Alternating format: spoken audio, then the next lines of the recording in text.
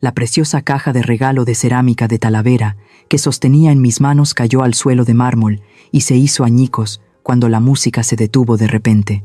Solo porque aparecí con un vestido viejo, el padre de mi yerno me señaló directamente a la cara y gritó frente a 305 invitados de lujo: ¡Aceptamos a una consuegra polla!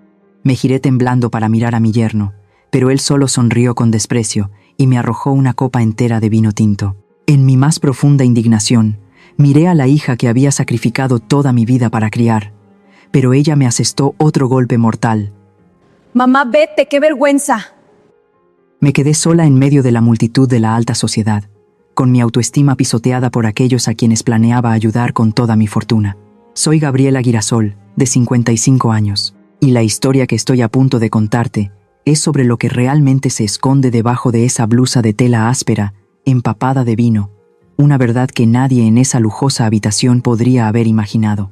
Ese día debería haber sido el más feliz de mi vida, viendo a mi hija caminar hacia el altar en la magnífica hacienda Villalobos, pero en cambio me encontraba en medio del salón de banquetes, con el vino tido manchando mi ropa como si fueran heridas de sangre, tratada como basura por la propia familia de mi yerno. Todo comenzó cuando las puertas de roble de la hacienda Villalobos se abrieron lentamente. El sol abrasador de Jalisco parecía querer quemarlo todo, pero no podía calentar la frialdad que se deslizaba por mi espalda en ese momento. Allí estaba yo, una mujer de 55 años, vestida con un vestido de tela áspera de color marrón oscuro. Había planchado este vestido la noche anterior, con cuidado en cada pliegue, aunque sabía perfectamente que esta tela barata no podía compararse con los vestidos de seda o terciopelo que había dentro. En mis manos llevaba una pequeña caja de regalo. No estaba envuelta en papel de regalo brillante, sino que era simplemente una caja de madera rústica.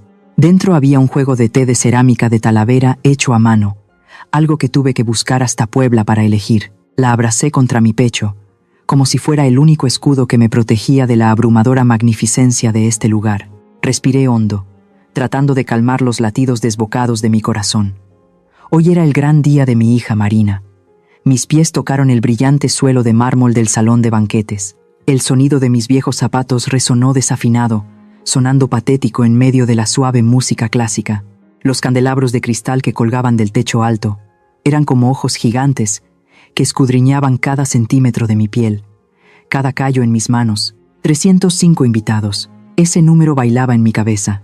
Era la élite de esta ciudad, gente que sostenía copas de cristal, usaba perfumes caros y hablaba de viajes a Europa. De repente, la música se cortó. El señor Evaristo, el padre del novio, bajó del estrado, agarró el micrófono, y el chillido agudo del altavoz hizo que la gente se estremeciera. Me señaló directamente a la cara y gritó ante todos los invitados: «No aceptamos a una consuegra pobre como ella». Esa frase fue como una cerilla arrojada a un polvorín. Las risas estallaron. Al principio fueron risitas contenidas, pero rápidamente se convirtieron en carcajadas abiertas y burlonas. 305 miembros de la élite se reían en la cara de una anciana de pueblo. Me miraban como si fuera un animal extraño que se había colado en una fiesta de humanos. Me quedé paralizada. Mis manos apretaron la caja de regalo con tanta fuerza que mis uñas se clavaron en la madera hasta sangrar. Quería retroceder, quería huir, pero mis pies parecían clavados al suelo. De entre la multitud, Alonso, mi querido yerno, se separó. Sostenía una copa de vino tinto brillante y caminaba con la arrogancia de un superior. Se paró justo frente a mí. El fuerte olor a perfume caro me invadió. Miró mis zapatos y luego sonrió con desprecio. «Suegra, está ensuciando mi piso de $1.000.000 con esos zapatos llenos de tierra». Splash, antes de que pudiera reaccionar, me arrojó la copa entera de vino. El líquido frío me salpicó la cara, corrió por mi cuello y empapó mi vestido de tela áspera. El color rojo del vino se extendió sobre la tela marrón como manchas de sangre. Temblaba incontrolablemente. Lágrimas calientes brotaron, mezclándose con el sabor amargo y astringente del vino en mis labios. En mi pánico extremo, busqué a mi hija con la mirada. «Marina, ¿dónde estás?» Ella estaba allí, espléndida con su vestido de novia blanco, junto a la torre de pastel. La miré con una súplica desesperada. «Sálvame, hija mía», di algo, pero no. Marina bajó la cabeza rápidamente. Evitó mi mirada como si yo fuera una plaga. Sus labios pintados de rojo se movieron, susurrando palabras que resonaron en mis oídos como un trueno. «Mamá, vete, ¡Qué vergüenza! Mi corazón se hizo añicos. El dolor de ser humillada por extraños no era nada comparado con la puñalada que mi propia hija acababa de clavar en mi corazón. Toda una vida de sacrificios, todos estos años de paciencia, para recibir a cambio estas dos palabras: ¡qué vergüenza! En ese momento, las lágrimas en mi rostro se secaron de repente.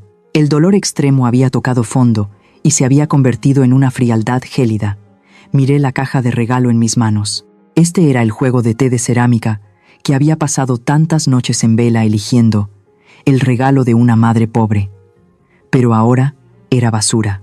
Solté mis manos. Crash. La caja de regalo cayó al suelo de piedra. El sonido de la cerámica rompiéndose resonó secamente, interrumpiendo las risas burlonas de la multitud. Todo quedó en silencio. Levanté la cabeza, miré directamente a los ojos del viejo Evaristo, y luego fijamente al desgraciado de mi yerno Alonso. Mi mirada ya no era la de una anciana de pueblo, era la mirada de alguien que no tenía nada que perder. Dije casi gruñendo cada palabra: hoy ustedes se ríen de mí. Recuerden bien esta risa, porque mañana definitivamente será diferente. Dicho esto, me di la vuelta y me fui. Pisé los fragmentos de cerámica rota bajo mis pies y caminé directamente hacia la puerta sin mirar atrás. Detrás de mí, las burlas comenzaron a susurrarse de nuevo, pero ya no las oía. Mi corazón estaba ahora tan tranquilo como un lago antes de una gran tormenta. Justo cuando salí del arco, un Rolls Royce Phantom negro brillante se deslizó y se detuvo justo frente a mí. La majestuosa elegancia del coche dejó boquiabiertos a los guardias de la puerta. Subí al coche con calma, despojándome por completo del disfraz de pobreza que había llevado durante los últimos 20 años. Me recliné en el suave asiento de cuero. Mi voz era fría, sin el más mínimo temblor de la mujer de hace un momento. El coche se alejó a toda velocidad, dejando atrás la mansión Villalobos. El interior del coche era absolutamente silencioso, perfectamente insonorizado del mundo exterior. Me recliné en el suave asiento de cuero y cerré los ojos.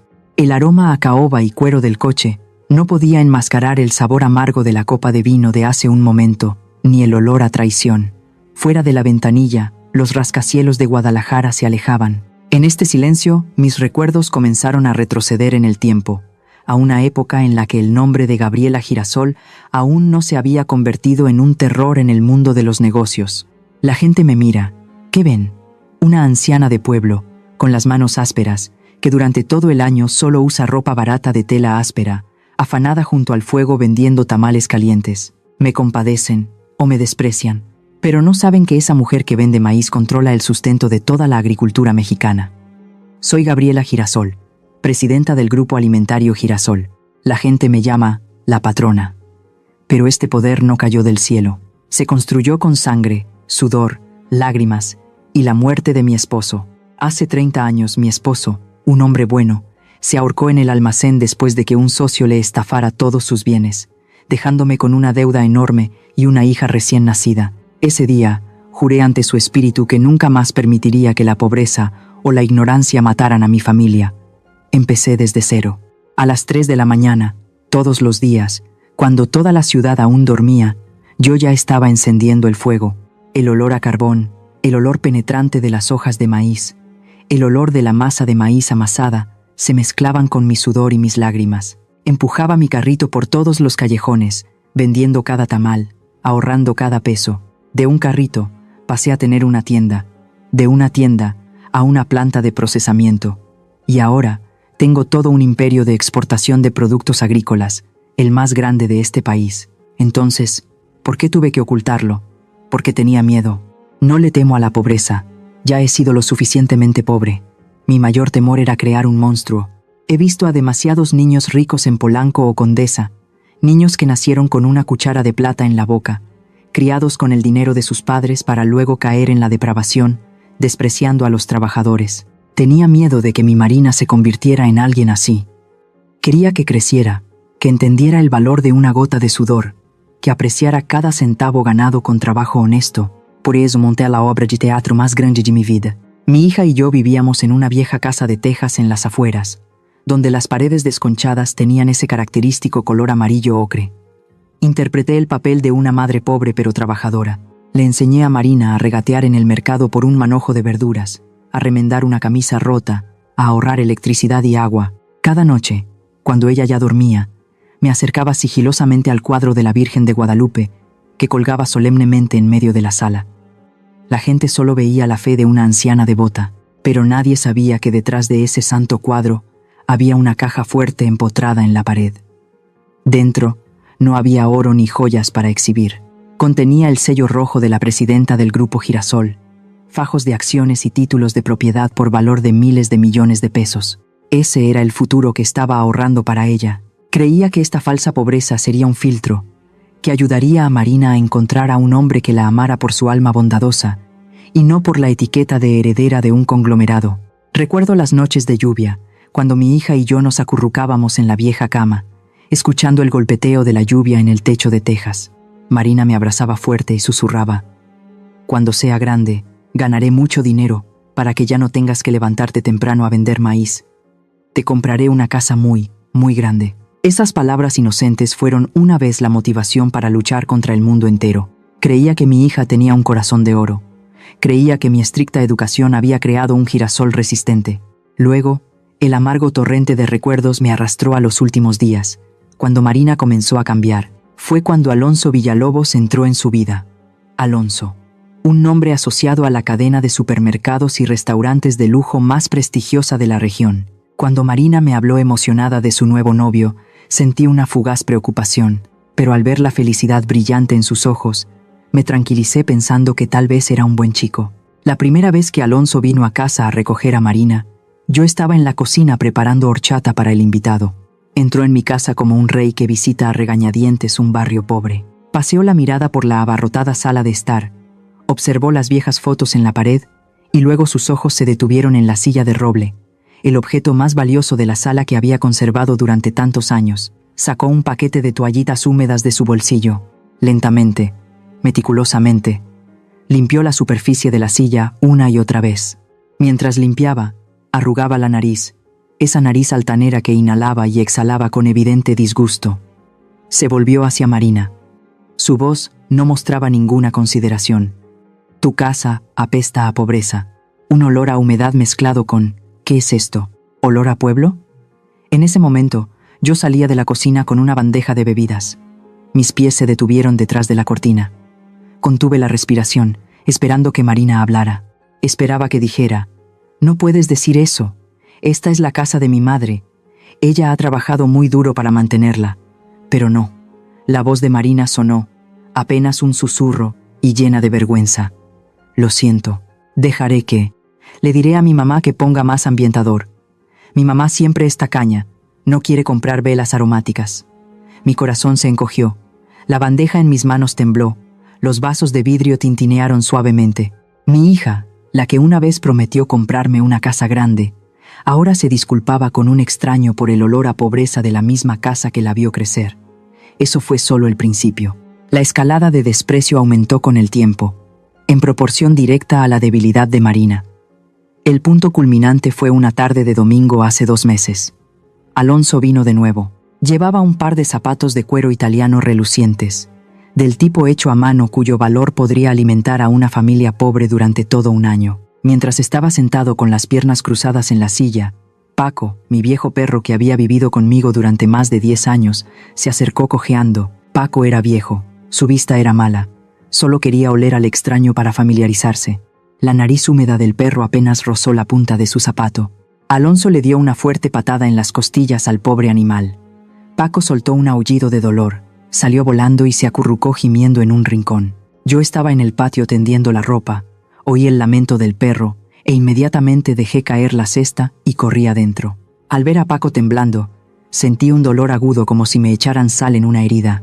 Corrí a abrazar al viejo perro, acariciando su pelaje raído, y luego levanté la cabeza para enfrentarme a Alonso. Pero antes de que pudiera abrir la boca, Marina se abalanzó. No para preguntar si el perro estaba bien, sino para arrodillarse a los pies de Alonso. Frenéticamente, usó el borde de su vestido para limpiar la punta del zapato, diciendo repetidamente: «Oh, lo siento mucho. Déjame limpiarlo. No te enojes. Estos zapatos de cuero se arruinarán si les cae saliva de perro». Luego se volvió bruscamente hacia mí. Sus ojos brillaban con una ira que nunca antes había visto. Gritó: «¿Qué estás haciendo? ¿Por qué no encadenaste a este perro sarnoso? Mira, Ensució los zapatos de Alonso. ¿Sabes lo caros que son estos zapatos? No podrías pagarlos aunque vendieras todo tu carrito de tamales. Me quedé paralizada. Mis manos todavía abrazaban a Paco, pero una sensación helada recorrió mi espalda. El viejo perro lamió suavemente mi mano en señal de consuelo, mientras mi hija defendía un par de zapatos sin vida, en lugar del amigo de 4 patas que había crecido con ella. Gabriela, ¿qué has criado? Desde ese día, cada vez que Alonso o los amigos ricos de Marina venían, me prohibían la entrada a la sala de estar. Mamá, ve a la cocina. Mamá, ve al patio trasero a regar las plantas. Vienen mis amigos, no subas. Si te ven tan pueblerina, se reirán de mí hasta morir. Esas palabras me apuñalaban el corazón todos los días. Yo, Gabriela Girasol, la dueña de esta casa, la que pagaba cada comida, cada prenda de vestir de ella, ahora tenía que entrar por la puerta de atrás, escondiéndome en la cocina como una sirvienta invisible.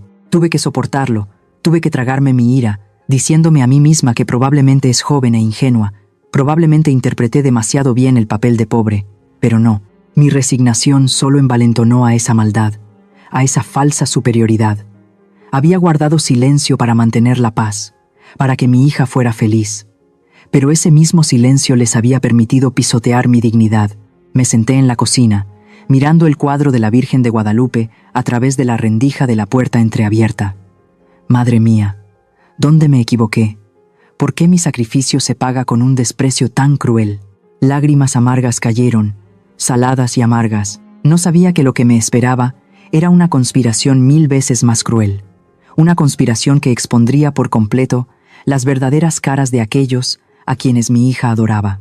Amigos míos, a esta edad avanzada, ¿alguno de ustedes ha estado alguna vez en una situación tan irónica como la mía? ¿Alguna vez han tenido que tragarse las lágrimas, viendo al hijo que criaron durante tanto tiempo convertirse de repente en un extraño? Si alguien entiende este dolor, por favor, deje unas palabras en la sección de comentarios. El Rolls Royce seguía deslizándose en la noche, pero mi mente era arrastrada hacia el pasado, deteniéndose exactamente en la tarde de una semana atrás. Ese fue el día en que se levantó el telón de un terrible secreto, exponiendo crudamente las verdaderas caras de los buitres que acechaban a mi familia. Fue una bochornosa tarde de sábado. El sol dorado caía como miel sobre las bugambillas del porche. Alonso pasó a visitarnos. Como de costumbre, se sentó ociosamente en el porche, disfrutando de un vaso de limonada fría, mientras yo me afanaba limpiando el suelo de la sala. Sostenía un paño para el polvo, moviéndome silenciosamente como un fantasma en mi propia casa. Para Alonso, yo no era más que una anciana senil, medio sorda y medio ciega, un mueble viejo e insignificante. Fue precisamente ese desprecio lo que le hizo bajar la guardia. Su teléfono sonó. Alonso contestó, no bajó la voz, incluso puso el altavoz, probablemente pensando que yo estaba en la cocina, o simplemente porque no me tenía en ninguna consideración. La voz ronca y autoritaria del señor Evaristo resonó, rompiendo la paz de la tarde. Idiota, ¿qué demonios estás haciendo? El banco acaba de llamar para embargar el edificio de oficinas. Me detuve en seco. La mano que limpiaba el jarrón de cerámica se quedó suspendida en el aire. ¿Embargo? ¿El prestigioso grupo Villalobos, siendo embargado? Alonso siseó, su voz llena de pánico e irritación. Papá, cálmate, lo estoy intentando. Pero esa vieja bruja todavía no firma el poder notarial de la tierra. Guarda esa escritura como si fuera la tumba de sus antepasados. Mi corazón empezó a latir con fuerza. Cada latido era tan fuerte que sentí que iba a estallar en mi pecho. Me escondí detrás de la puerta de madera, conteniendo la respiración y escuchando atentamente. Al otro lado de la línea, Evaristo se rió con sorna, una risa fría que resonó a través del altavoz. Tienes que darte prisa. El grupo debe 50 millones de pesos, y además está el asunto del desfalco de fondos públicos que está a punto de salir a la luz. Solo la tierra y la casa de ellas dos pueden salvarnos ahora. Los usureros ya han aceptado la tierra como garantía. Estaba en shock. Mis oídos zumbaban. Resulta que todo era una estafa. No había amor. No había príncipe azul. Solo deudores desesperados por dinero que buscaban devorar a su presa. Pensaban que yo era solo una vendedora de maíz con un pequeño terreno, pero no sabían que ese terreno era solo un grano de arena comparado con mi verdadera fortuna. Pero lo aterrador era su malicia. Querían echarnos a la calle para salvar su fachada de glamour. La voz de Evaristo volvió a sonar, esta vez con una orden cruel. Escucha, después de casarte con esa pueblerina, consigue la tierra, y luego puedes hacer lo que quieras. Ahora, sigue actuando. No dejes que sospeche. Sí, ya lo sé. Me da asco ver la cara de estúpida de Marina y la de su madre pueblerina, pero por el dinero, actuaré. Alonso colgó, se bebió de un trago el resto de su limonada y sonrió triunfante. Me quedé petrificada en la sala. El paño para el polvo cayó al suelo. La furia estalló dentro de mí, como un fuego que consume un campo de maíz seco. La sangre me subió a la cabeza. Quería salir y hacerlo pedazos. Quería echarlo de la casa inmediatamente, pero entonces la imagen de Marina apareció en mi mente, mi hija. Estaba inmersa en una felicidad ilusoria. Tenía que salvarla. Tenía que decirle la verdad. Corrí a la habitación de Marina. Estaba de pie frente al espejo, probándose el velo de novia. Su rostro resplandecía de felicidad. Sus ojos brillaban como estrellas fugaces. Al verme entrar corriendo, se giró, y su sonrisa se desvaneció al ver mi expresión de pánico. Corrí hacia ella, la agarré por los hombros, mi voz se quebró, jadeando. «Marina, no puedes casarte con él. Tienes que cancelar la boda ahora mismo». Marina frunció el ceño, apartó mi mano, con evidente molestia. «¿Qué te pasa ahora, mamá? La boda es en una semana. ¿Qué tonterías estás diciendo?». Tragué saliva, tratando de explicar rápida y claramente. «Acabo de oír. Oí que hablaba con su padre. La familia Villalobos está en bancarrota, hija. Están ahogados en deudas. Se casa contigo solo para engañarte y conseguir este terreno y esta casa para hipotecarlos con usureros. No te ama. Te llamó. Te llamó una pueblerina estúpida». Hablé de un tirón, esperando ver el reconocimiento en sus ojos. Esperé que me creyera, que llorara, que me agradeciera por salvarla del fango. Pero no. Marina me miró fijamente, una mirada fría y extraña. Luego se echó a reír, una risa amarga y sarcástica. «Mamá», alargó la voz, negando con la cabeza con fastidio. «Sé que no te gusta Alonso porque es rico y elegante, muy diferente de tu mundo sucio, pero no pensé que fueras tan mezquina como para inventar historias tan descabelladas». Me quedé paralizada.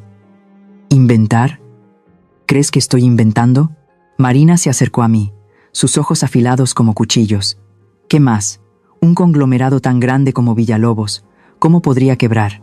No creas que porque eres vieja puedes decir lo que quieras. ¿Estás intentando inventar historias para separarnos de nuevo? O tal vez. Se detuvo un momento, mirándome de arriba abajo con desprecio, y luego soltó la frase más cruel que un hijo puede decirle a su madre. ¿O es que tienes envidia de que voy a vivir una vida de lujo? ¿Quieres que venda maíz y sea pobre como tú toda mi vida para que estés contenta? Esa frase fue como un martillazo en el pecho.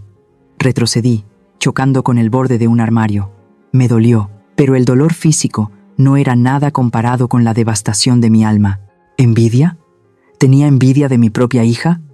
Miré a Marina, la niña que había llevado en mi vientre, la niña por la que había sacrificado mi juventud para proteger, ahora estaba frente a mí, defendiendo al enemigo y pisoteando la dignidad de su madre. Mi fe se derrumbó por completo, como un castillo de arena arrastrado por un tsunami sin dejar rastro. Me di cuenta de que mi hija no solo estaba ciega por amor, estaba cegada por la codicia y la vanidad. Prefería creer las dulces palabras de un hombre rico que la cruda verdad de su pobre madre. Abrí la boca para explicar, para decirle quién era, cuánto dinero tenía, que podía comprar a toda la familia Villalobos sin problemas. Pero luego me quedé en silencio. ¿Para qué decirlo? ¿Para que se aferrara a mí como un parásito? ¿Para que me amara por mi dinero? No. Si la salvaba ahora, nunca maduraría. Completara, siempre sería una niña grande, ingrata y tonta. Dejé caer mis brazos. Mi mirada se volvió vacía, sin vida. Me di la vuelta y salí de la habitación en silencio. Está bien, no diré nada más. Que la boda continúe. Cerré la puerta, separándome de esa hija extraña. En ese momento, tomé una decisión. Dejaría que la vida le enseñara a mi hija la lección más cara. Una lección que ningún libro, ningún consejo podría reemplazar. La lección del precio de la codicia y la ignorancia. Anoche fue una noche interminable en la vieja casa de tejas en las afueras de Guadalajara. El viento nocturno se colaba por las rendijas de las podridas ventanas de madera, silbando con sonidos fríos y lúgubres. Me senté sola en el borde de la cama, bajo la luz amarillenta de una vieja bombilla de filamento. En mi mano tenía una llave de latón, pesada, que había adquirido el color del tiempo. No era la llave de esta casa ruinosa, era la llave de una hermosa villa junto al mar en Puerto Vallarta, donde las bugambillas florecen y el sonido de las olas acaricia la orilla durante todo el año. La había comprado el año pasado, poniéndola en secreto a nombre de Marina. Planeaba dársela como dote, como el último regalo para ella, antes de que comenzara su vida matrimonial. Un pasaporte para que mi hija pudiera vivir con la cabeza alta, sin depender de ningún hombre. Esa noche, había hecho una apuesta fatídica conmigo misma. Me dije a mí misma: mañana, iré a la boda con mi vestido de tela áspera más viejo. Tomaré un taxi. Apareceré como una madre pueblerina y pobre. Era la prueba final. Cerré los ojos y recé en silencio a la Virgen: Madre mía, si mañana, ante el desprecio de la familia de su esposo, mi hija se atreve a defender a su madre, aunque sea solo una palabra, lo perdonaré todo. Le daré esta llave. Revelaré mi identidad. Usaré toda la fortuna del Grupo Girasol para apoyar su matrimonio. Solo un poco de amor, solo un poco de coraje, solo que Marina recordara que yo era su madre. Me aferré a esa tenue esperanza durante toda la noche, hasta el momento en que me subí al destartalado taxi para ir a la hacienda de los Villalobos. Pero entonces, la cruda realidad me golpeó como un rayo. Todo sucedió exactamente como más temía, pero fue 1000 veces más doloroso de lo que había imaginado. En ese espléndido salón, cuando el vino tinto me salpicó la cara, cuando resonaron las risas burlonas de 305 personas, esperé. Miré a mi hija. Esperé a que Marina corriera hacia mí. Esperé a que gritara: no toquen a mi madre. Pero ¿qué obtuve a cambio? Una cobarde inclinación de cabeza, una mirada de rechazo y la fría frase: mamá, vete, qué vergüenza. En ese momento, la llave en el bolsillo de mi vestido pareció arder, quemando mi piel. Se volvió tan pesada como el plomo. Y en el instante en que arrojé la caja de cerámica al suelo, haciéndola añicos, supe que había perdido esta apuesta. Mi amor de madre había perdido ante la codicia y la falsa vanidad de mi hija. Abrí los ojos, saliendo del torrente de recuerdos. Estaba sentada en el Rolls-Royce Phantom que se deslizaba suavemente en la noche. El interior del coche estaba en silencio, solo se oía el suave murmullo del motor. Me llevé la mano a la cara. El vino se había secado, pegajoso y con picazón.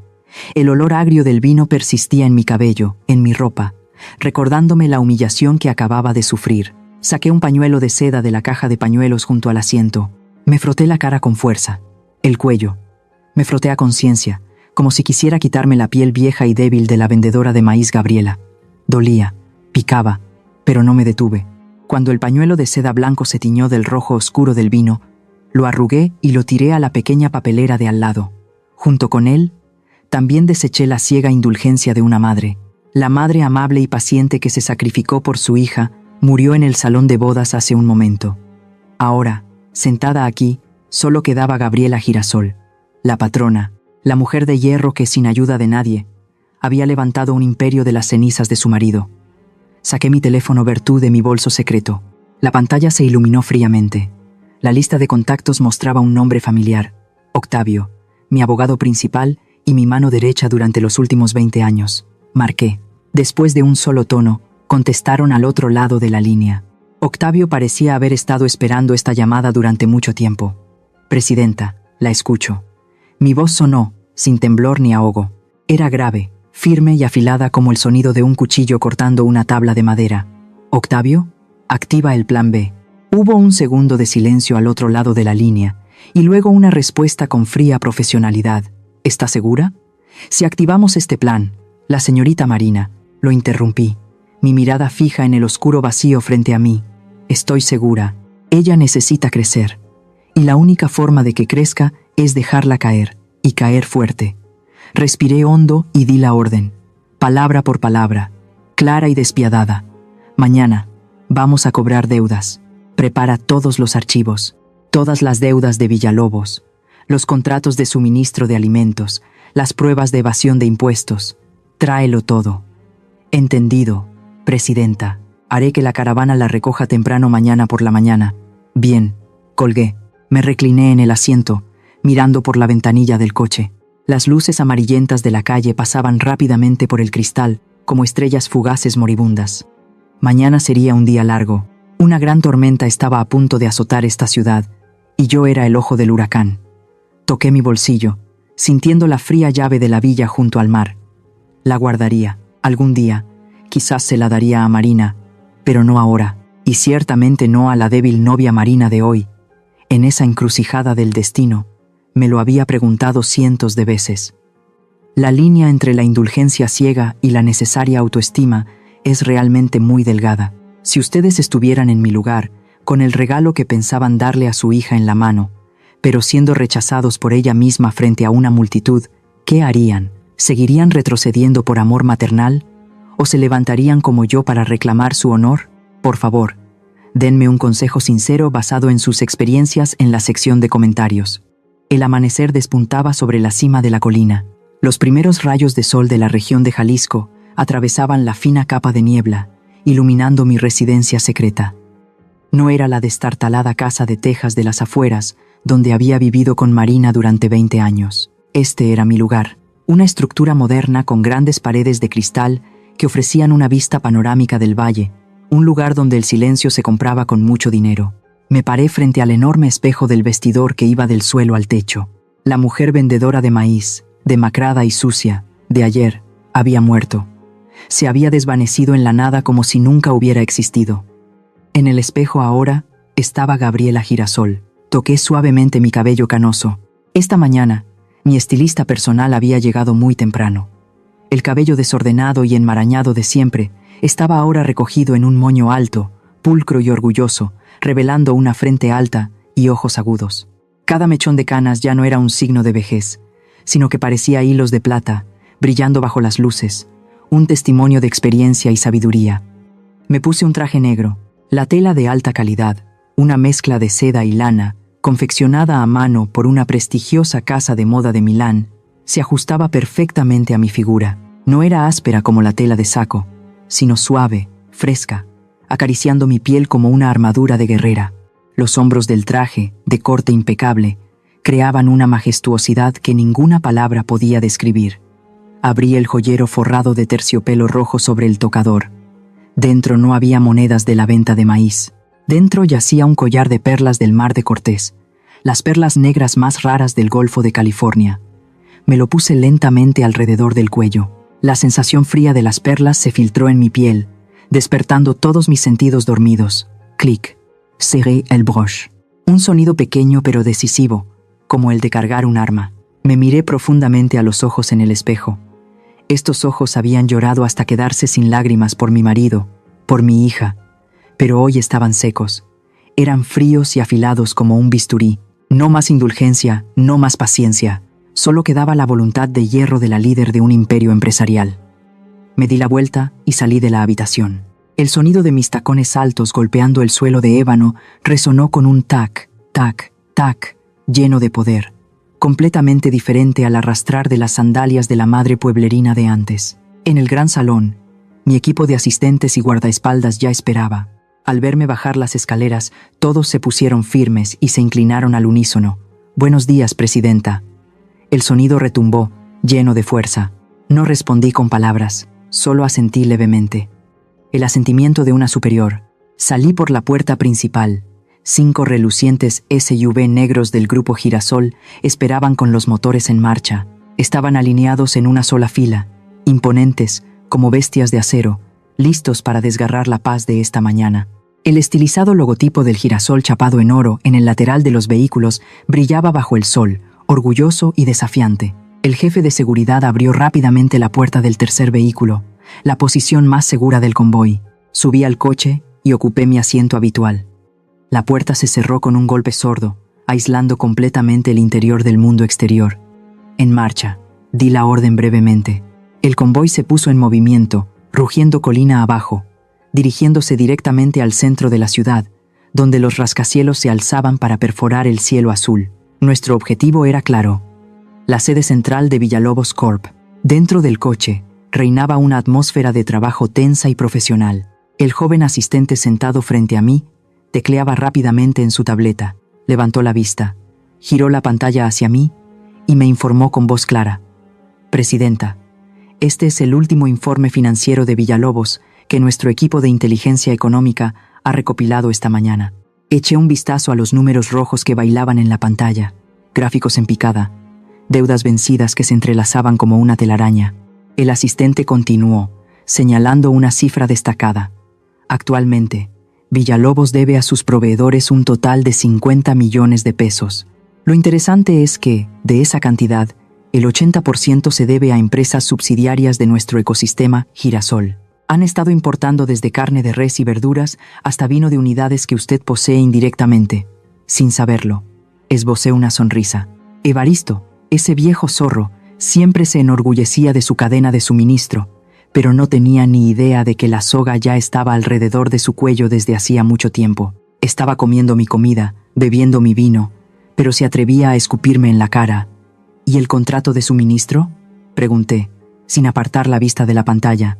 Señora, el contrato de suministro exclusivo de alimentos para la cadena de 50 restaurantes de Villalobos expira exactamente a las 12 del mediodía de hoy. Si no lo renovamos, esta tarde sus restaurantes no tendrán ni una sola verdura que servir a sus clientes. Me recliné en el asiento, entrelazando los dedos. Una sensación de euforia se extendió por mi pecho.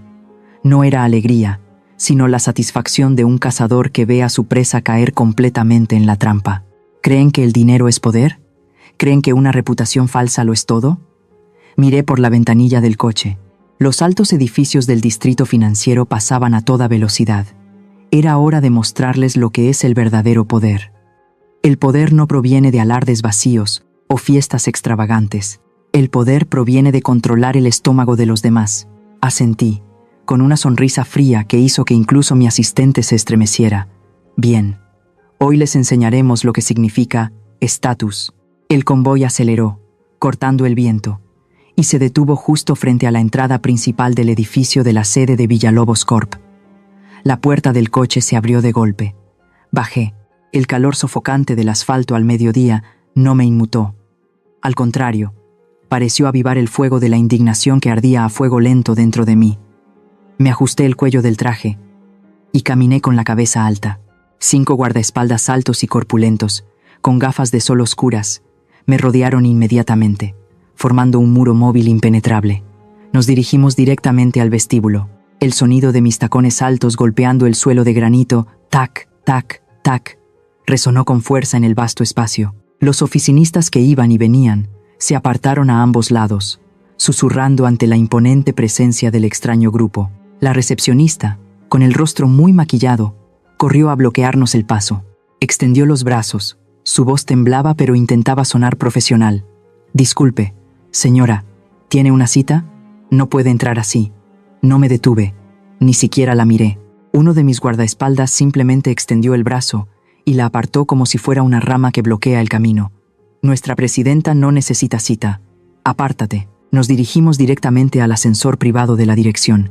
El jefe de seguridad sacó una tarjeta de acceso universal, cuyo código mi equipo de ciberseguridad había tomado prestado la noche anterior, y la pasó por el lector. Las puertas del ascensor se abrieron. Entramos, dejando atrás el caos del vestíbulo. Los números en el panel del ascensor cambiaban rápidamente. Piso 10, piso 20, piso 30. Y luego llegué al último piso, donde se encontraba la sala de juntas. El pasillo estaba en silencio, cubierto con una gruesa alfombra de color vino tinto. Oí un ruido procedente del final del pasillo, donde una enorme puerta de ébano estaba cerrada. Era la voz del señor Evaristo. Estaba gritando, tratando de tranquilizar a la multitud. Hice una seña a mis guardaespaldas para que se detuvieran. Quería escuchar qué clase de espectáculo estaba montando ese viejo zorro. Cálmense todos. Los rumores de quiebra son difundidos por la competencia para perjudicarnos. Villalobos sigue fuerte. Acabo de firmar un nuevo contrato de capital. El dinero llegará esta misma semana. Pero los proveedores están protestando en el almacén. Dicen que les debemos desde hace más de 6 meses. Se oyó otra voz preocupada. Alonso intervino, con su habitual tono arrogante. ¿Qué saben esos verduleros y carniceros? Con amenazarles con cancelar el contrato se asustarán. No se preocupen, mi padre y yo nos encargamos de todo. Una sonrisa fría se dibujó en mis labios. ¿Encargarse de todo? A ver cómo se encargan. Asentí al jefe de seguridad.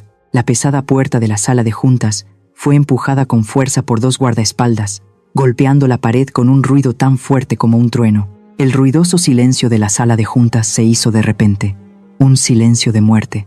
Todas las miradas de los más de 20 accionistas y directivos de Villalobos se volvieron hacia la puerta. El señor Evaristo estaba de pie en el podio, con un vaso de agua en la mano, tan atónito que casi se le cae. Alonso estaba sentado con las piernas cruzadas, con la boca abierta. Entré, lentamente, con calma, como una reina entrando en el palacio de su enemigo derrotado. La luz de las grandes ventanas se reflejaba en las perlas de mi cuello, haciéndolas brillar. Mi imponente traje negro realzaba mi figura majestuosa, un mundo aparte de la imagen de la anciana con vestido de tela áspera de ayer.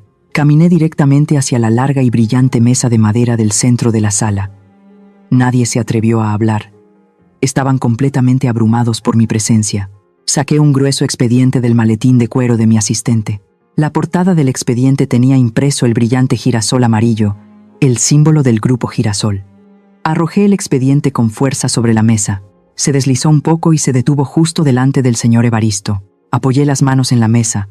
Me incliné hacia adelante y miré directamente a los ojos de mi consuegro, cuyo rostro se había puesto pálido. Mi voz sonó, clara y nítida, palabra por palabra. Hola, consuegro. Ayer echó a una sirvienta. Hoy una acreedora ha venido a visitarle. ¿Me recibe? Un murmullo de asombro recorrió la sala. Empezaron a surgir susurros. ¿Quién es? ¿Qué ha dicho? Consuegra. Alonso se levantó de un salto. La silla en la que estaba sentado se volcó con estrépito. Se frotó los ojos, como si no pudiera creer lo que veía. Me señaló con el dedo, tembloroso. ¿Suegra? ¿Qué? ¿Qué demonios haces aquí? ¿Por qué vas vestida así? ¿Dónde has robado esa ropa? Me volví para mirarle. Una sola mirada, tan afilada como una navaja de afeitar, ahogó sus palabras en su garganta.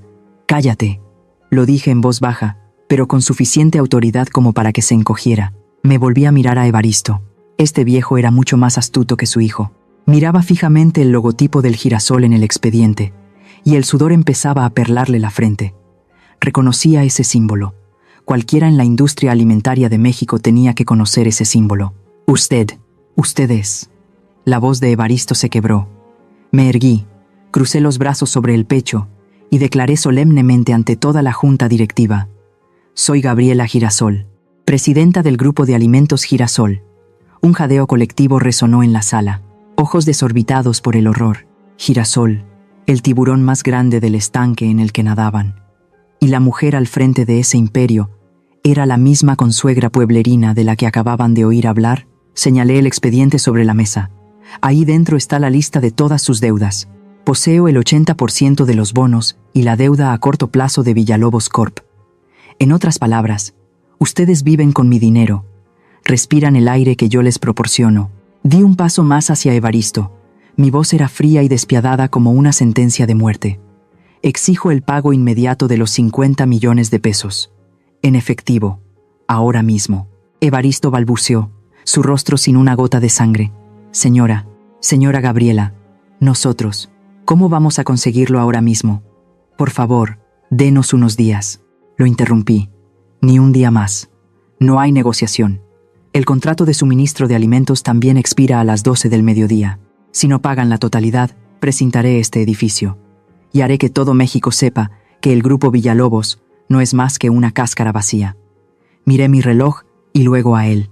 Le quedan 30 minutos. El aire en la sala de juntas se espesó con el miedo. Alonso se desplomó en su silla, su rostro tan pálido como el de un cadáver. Me miró, luego a su padre, y la desesperación comenzó a filtrarse en esa mirada despreciable. Me quedé allí, imponente en medio de la sala de juntas, sintiendo el temblor de aquellos que una vez habían pisoteado mi honor. La venganza más dulce no es la violencia, sino usar el arma que ellos adoran, el dinero y el poder, para aplastarlos. ¿Alguna vez han sido subestimados o despreciados por su apariencia sencilla, solo para que esas mismas personas tuvieran que inclinar la cabeza ante su verdadera capacidad? Me encantaría escuchar sus historias de remontada en la sección de comentarios. Compartámoslas para que todos veamos que el verdadero valor de una persona siempre reside en su interior. La sala de juntas estaba en un silencio sepulcral. Todos contuvieron la respiración, esperando el colapso de Evaristo Villalobos. Esperé que temblara, que se arrodillara para suplicarme que le extendiera el plazo de la deuda, o al menos que mostrara el miedo de alguien acorralado. Pero no.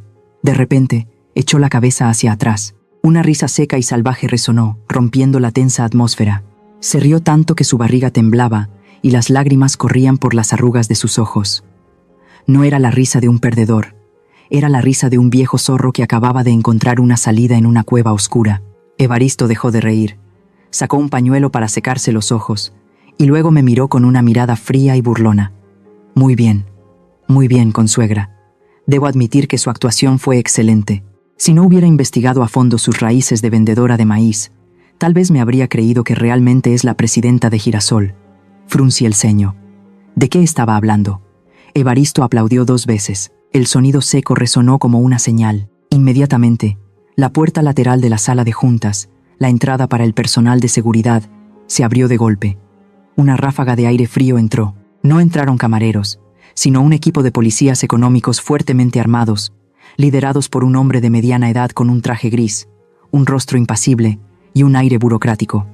Reconocí a ese tipo, el juez Rodríguez, el más conocido por aceptar sobornos en Jalisco, el perro de caza leal de la élite financiera corrupta. La situación cambió drásticamente. Evaristo se levantó de la mesa, extendió los brazos hacia el juez, y su tono cambió 180 grados, volviéndose suplicante como el de una víctima. Señor juez, gracias a Dios que ha llegado a tiempo. Esta es la estafadora que le denuncié por teléfono hace un momento. Gabriela, mi consuegra. Me señaló directamente a la cara. Sus ojos brillaban con una malicia extrema. Esta mujer es en realidad una vendedora ambulante, pobre de las afueras. Debido al trauma de perder a su marido hace años, su estado mental es inestable y a menudo tiene delirios de ser rica. Se coló en las oficinas de Girasol, robó el sello y este expediente para venir a extorsionarnos. Un alboroto recorrió la sala. Los accionistas comenzaron a susurrar, mirándome con sospecha. La confianza y el poder que acababa de construir se tambalearon ante el guión perfecto que había creado.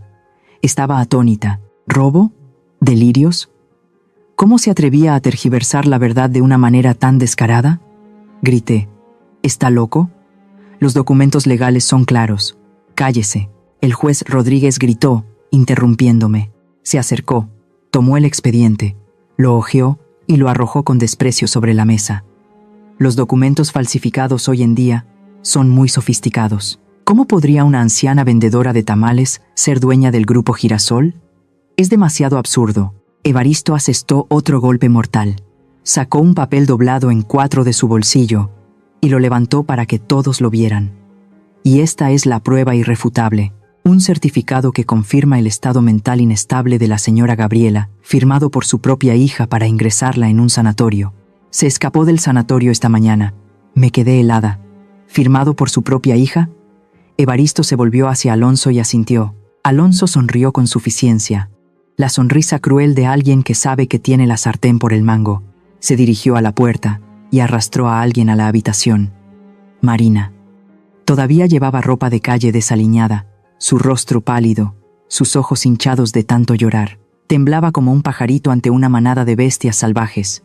Alonso empujó a Marina hacia adelante y le susurró al oído, pero en el silencio de la habitación escuché claramente su amenaza. Habla. Si quieres salvarme, si quieres salvar a esta familia, y si quieres que mis padres no demanden a tu madre por fraude y la metan en la cárcel a pudrirse, entonces dile la verdad al juez. Apretó el hombro de Marina. Sus uñas se clavaron dolorosamente en su carne. Marina me miró. La miré.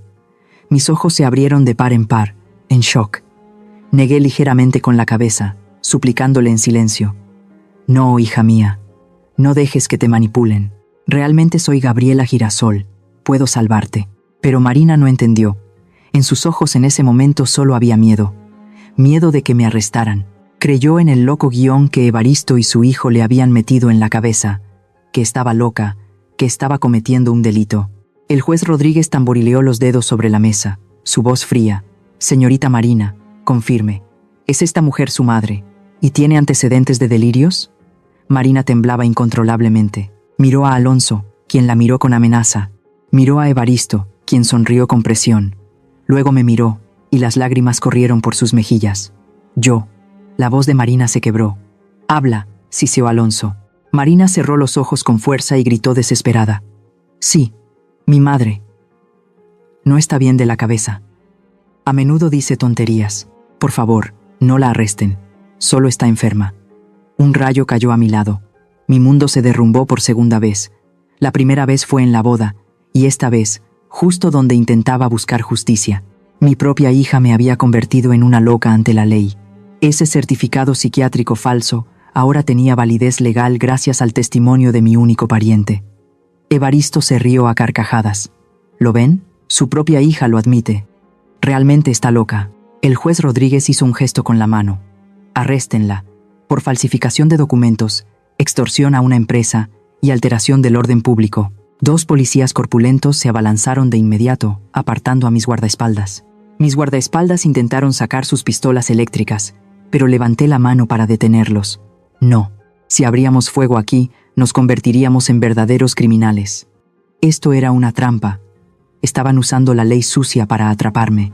El jefe de policía sacó un par de frías esposas de acero y las sostuvo frente a mí. Le pido que coopere. Extienda las manos. Alonso estaba de pie a mi lado, mirándome con los brazos cruzados y una expresión de pura satisfacción. Se inclinó y susurró: «Suegra, ¿intentabas jugármela? Eres demasiado ingenua. Vete a un psiquiátrico a envejecer. Yo cuidaré bien de tu tierra». Estaba acorralada, por 3 lados, enemigos. Por un lado, mi tonta hija que lloraba desconsoladamente, y mis manos a punto de ser esposadas injustamente. Evaristo sirvió una copa de vino, brindó con el juez y ya no me prestó atención. A sus ojos, yo era una pieza de ajedrez eliminada. Las frías esposas tocaron mi muñeca. El sonido del metal chocando era espeluznante, pero, extrañamente, mi mente en ese momento estaba tan tranquila como la superficie de un lago en otoño. Me mantuve erguida, dejando que los 2 policías me sujetaran por los hombros. Miré a Marina. Mi hija tenía la cabeza gacha. Las lágrimas corrían por su rostro, sin atreverse a mirarme a los ojos. La decepción se apoderó de mí, pero no me derrumbó. Me hizo más fuerte. Evaristo levantó su copa de vino, tomó un sorbo triunfante y luego hizo un gesto a la policía. «Llévensela. Encierren a esta loca en el manicomio para que no la vea más». Alonso, a su lado, se burló. «Adiós, suegra. No te preocupes. Quemaré incienso por ti». El momento había llegado.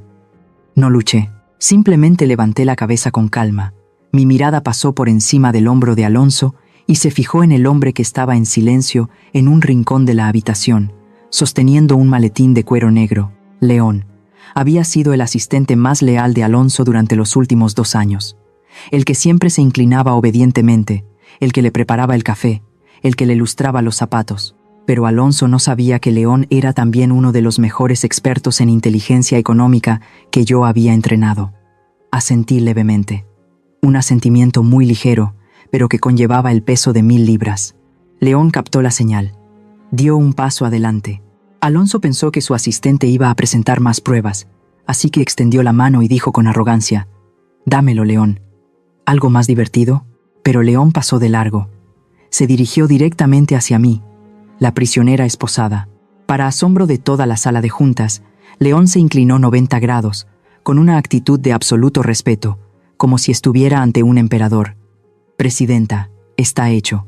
Todos los datos han sido sincronizados». Toda la sala quedó en silencio. Alonso se quedó boquiabierto, balbuceando: «¿Tú? ¿Cómo la has llamado? Estás loco, León». León se enderezó, se ajustó la corbata y sacó un mando a distancia de su bolsillo. No respondió a Alonso, simplemente pulsó el botón rojo del centro con frialdad. La gigantesca pantalla de proyección que ocupaba toda la pared detrás de Evaristo se iluminó de repente. Al mismo tiempo, en la plaza de armas del centro de la ciudad, en las enormes pantallas publicitarias LED, las imágenes de la cámara oculta de esta sala de juntas también se estaban transmitiendo en directo para que miles de ciudadanos las vieran. En la pantalla apareció un vídeo nítido.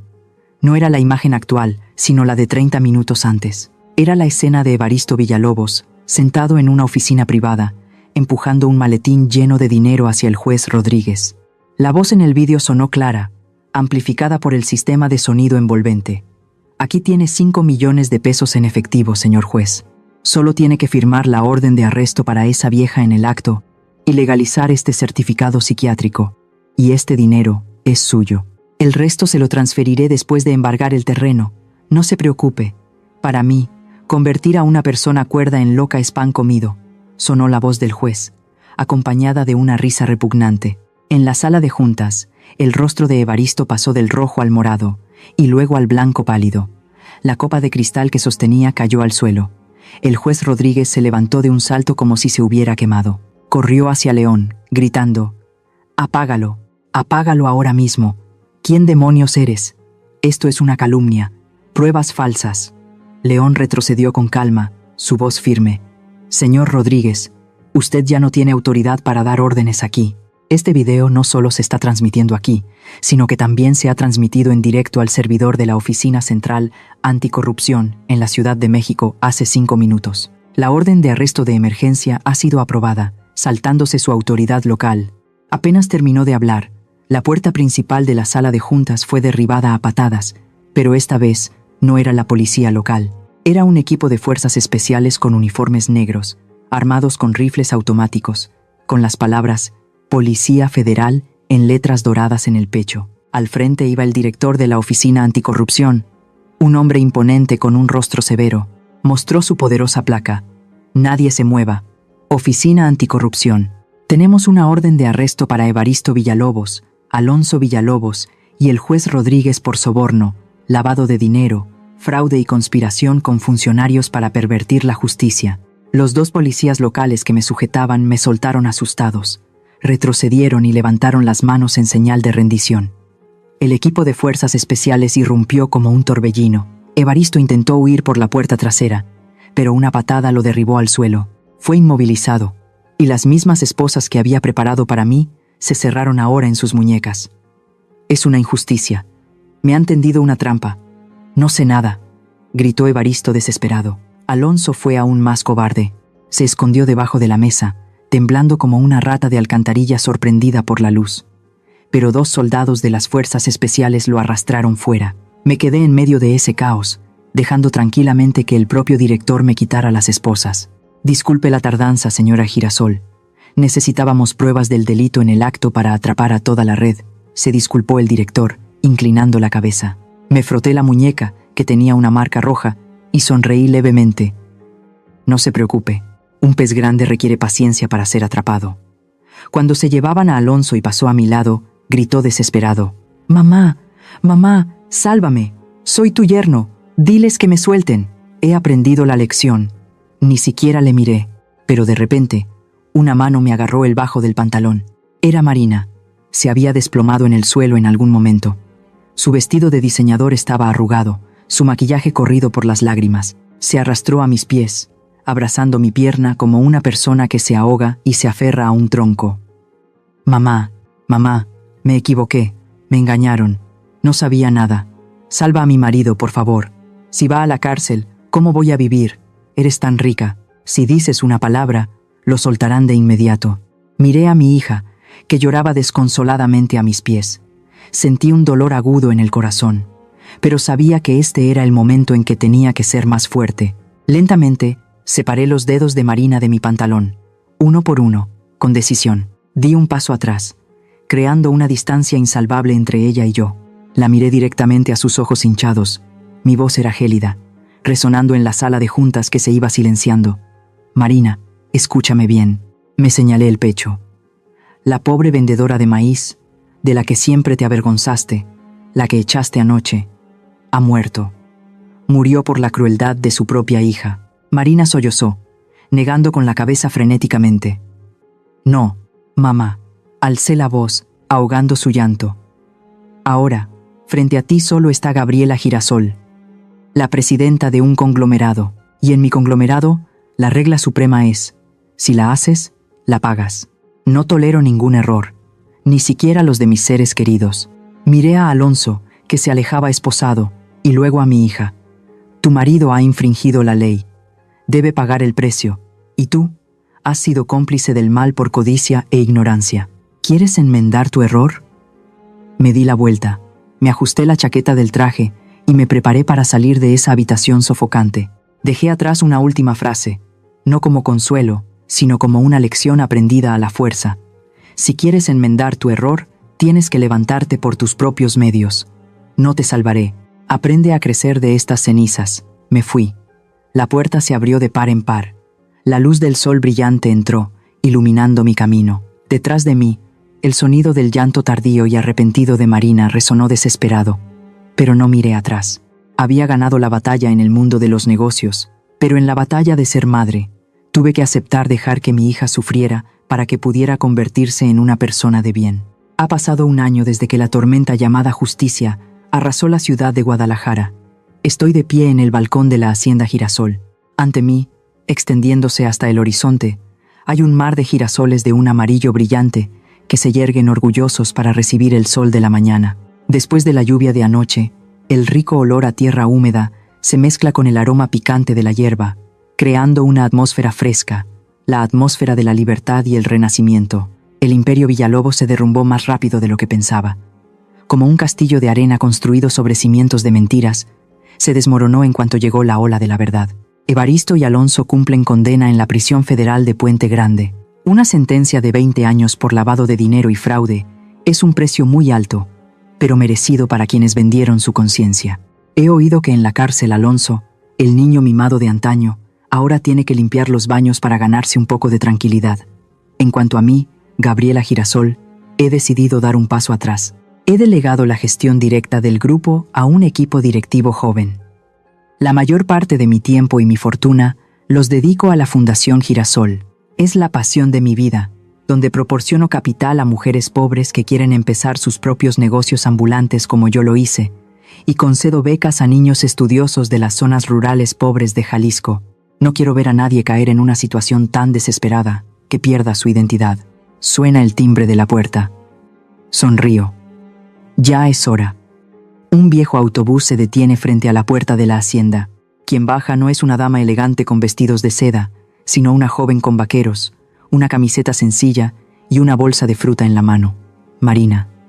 Mi hija no heredó nada de inmediato. Después de la crisis, le confisqué todas sus tarjetas de crédito, sus coches de lujo y congelé sus cuentas. Le di a Marina una opción: irse con las manos vacías o trabajar en la planta de envasado del conglomerado como trabajadora temporal, con el salario mínimo como todos los demás. Y Marina eligió quedarse. Durante el último año, ha vivido en los abarrotados dormitorios de los trabajadores, comiendo comida envasada, trabajando 8 horas al día en la línea de envasado de tomates. No más fiestas de té por la tarde, no más spas, no más lujosos zapatos de suela roja, bajo a la cocina. Hoy es domingo, el único día de la semana que Marina tiene permitido visitarme. En la espaciosa y luminosa cocina, mi hija y yo preparamos el almuerzo juntas. No hay sirvientes, solo el sonido de los cuchillos cortando y el aroma de los chilaquiles rojos que emana de la sartén de salsa de tomate picante. Miro a escondidas las manos de Marina mientras corta cebollas. Las manos que antes estaban meticulosamente cuidadas, con las uñas pintadas con esmero, ahora están cortas, más ásperas y con callos de cargar cajas. Pero me parece que esas manos son más hermosas que nunca.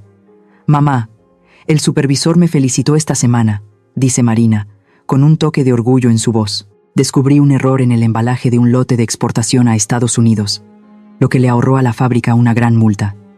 Este mes me han dado una bonificación de 500 pesos. Dejo lo que estoy haciendo. La miro con ternura. Entonces, ¿qué piensas hacer con ese dinero? ¿Comprarte un vestido nuevo? Marina niega con la cabeza y sonríe. Una sonrisa radiante y genuina, muy diferente de la sonrisa artificial de antes. No, mamá. He puesto la mitad en una cuenta de ahorros. Con la otra mitad pensaba comprarte una bufanda, pero veo que ya tienes muchas. Así que he comprado esta bolsa de naranjas. Son de Montemorelos, muy dulces. Mi pecho se llena de calor. 500 pesos. Antes, esa cantidad no le alcanzaba ni para un pintalabios. Pero hoy, es sudor, es esfuerzo, y es el afecto filial que ha ahorrado para mí. Nos sentamos a la mesa. La comida es sencilla: chilaquiles, frijoles refritos y un poco de queso fresco, pero me sabe mejor que cualquier manjar. El ambiente entre nosotras es extrañamente tranquilo. No más intrigas, no más desprecio ni exigencias. Solo el respeto entre dos mujeres adultas. Sé que el camino de Marina todavía es largo y difícil. Todavía guardo la llave de la villa junto al mar en la caja fuerte. Se la daré, pero no ahora. Tal vez en 5, 10 años, cuando realmente tenga el temple para ser dueña de su propia vida, sin depender de su madre, ni de ningún hombre. Después del almuerzo, Marina se despide para tomar el autobús de vuelta a los dormitorios. Me quedo en el porche, viendo la figura pequeña pero firme de mi hija alejarse. Ya no mira el Rolls Royce del garaje con ojos anhelantes.